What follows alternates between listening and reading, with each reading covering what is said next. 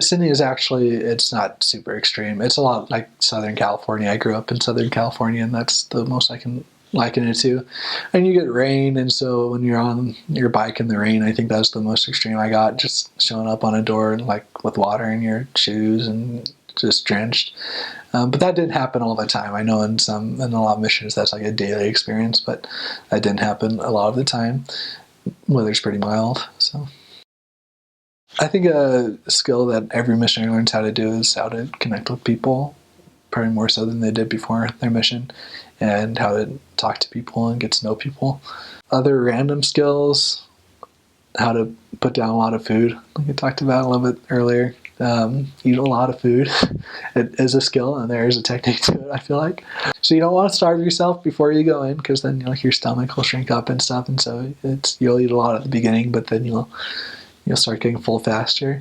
And there's a thing called like the Samoan sway. I don't know if you've heard about, but like you sit in your chair and like kind of sway back and forth like that to get the food moving around, just to pace yourself as well. Like not to eat everything all at once. I don't know. It's just, I think pace and movement and preparation are the most vital skills to being able to put down a lot of food.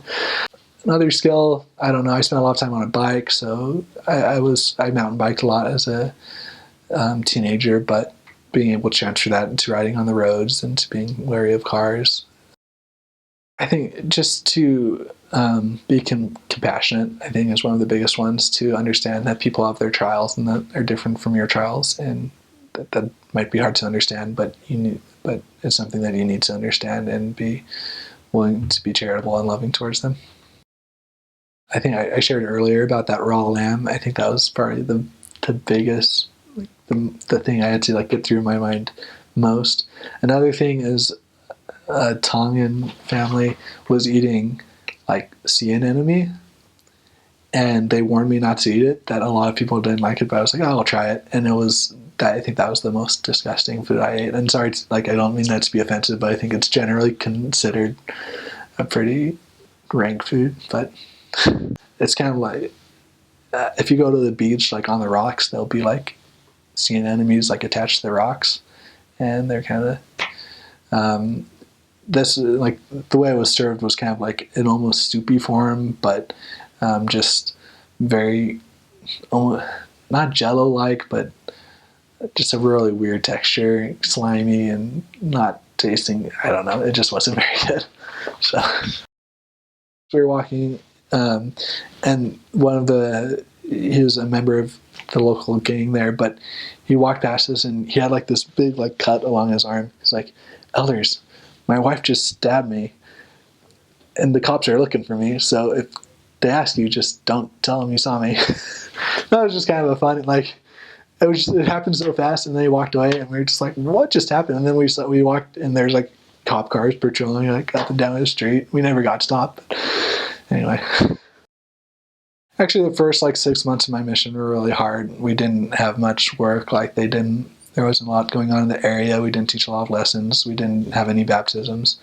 And it's not all about numbers or anything, but it really taught me to put my faith in the Lord and that we would accomplish what he wanted us to accomplish as long as we worked hard and were diligent. And so it was a trial of faith, but it was also a really good growing experience. Best mission prep is just to work on developing your testimony, work on having spiritual experiences that you initiate yourself through reading the scriptures and praying, and learn what the Spirit feels like to you. A big thing in our mission, which I don't know how like if this is like appropriate, but people wear Dickies a lot of the time, and so they're kind of like, they look like slacks, but you press them and they look really nice. But especially if you're on a bike, like they don't get holes in them as easily as like normal slacks do. They're a lot more durable.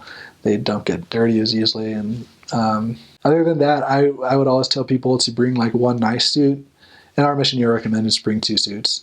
But to bring one nice suit that you would wear to like zone conferences, and then to bring one like kind of just straight black like tatter suit where you can like ride your bike on it, and you can, if you need to, you can buy like another pair of pants that'll still match the jacket, and just kind of have like a suit that if ride your bike to district meeting, you can, and you're not worried about putting holes in it or anything.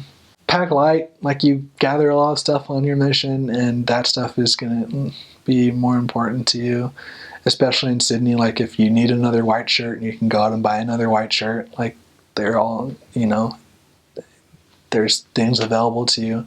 So pack light so that you can bring more home and collect stuff on your mission, but don't be a hoarder or anything like that on your mission. So I shared my first apartment with with 3 Polynesians, and one of them would just teach me, like, he would teach me these words, but they're swear words and like Tongan and so on, and he didn't tell me, like, he said that they meant other things. And so anyway, so I went and said, I was like, a member asked if I had learned anything, so I told him what I had learned, and he just started like laughing his head off, and he told me what some of them meant.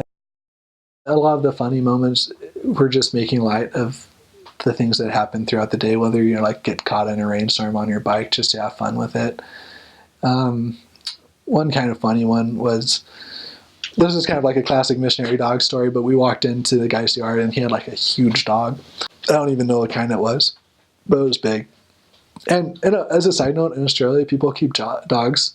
A lot of times they'll keep them as pets and they're fun, but a lot of times they'll as well like keep them as guard dogs, where they like are mean and the people know that they're mean. And so anyway, we walked up and knocked on this guy's door, and he opens the door, and his face just kind of like goes into like kind of shock, and he's like, you don't want to be in my yard right now. Like, you guys need to leave right now. So we're like, okay. And then he just shut the door. So we just leave. And then like, as soon as we close the gates of the yard, this dog just like goes like beast mode, ferocious, and starts like barking at us and like charging the gate. That was just kind of a funny story that, blessings, the Lord, I don't know what happened, but it could have gone a lot worse than it did. And so